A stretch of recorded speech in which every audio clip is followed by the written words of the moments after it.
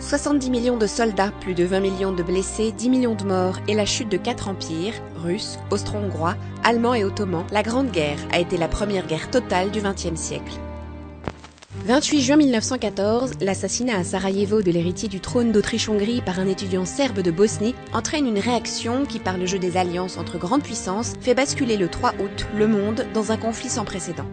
Le 22 août est le jour le plus meurtrier pour la France, qui perd 27 000 hommes lors de la bataille des frontières. D'abord bousculée par l'offensive allemande, la France et la Grande-Bretagne contre-attaquent début septembre lors de la bataille de la Marne. Le front occidental se fige ensuite pour 3 ans sur une ligne allant de la Suisse à la mer du Nord, malgré d'innombrables offensives, comme à Verdun ou dans la Somme.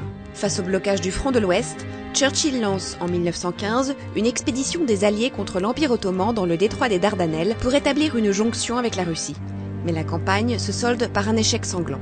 Ce n'est qu'en avril 1917 que l'issue de la guerre va basculer, avec l'entrée dans le conflit des États-Unis contre l'Allemagne. Mais au même moment, la Russie s'effondre et en octobre 1917, le régime révolutionnaire bolchevique s'empresse de demander la paix. La guerre de mouvement reprend en 1918 à l'ouest. L'Allemagne joue son va-tout en lançant plusieurs offensives au printemps. Aucune ne sera décisive.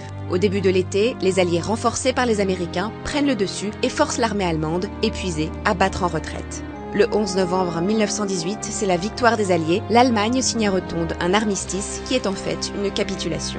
Elle débouchera sur le traité de Versailles le 28 juin 1919, qui contient en germe les causes de la Seconde Guerre mondiale.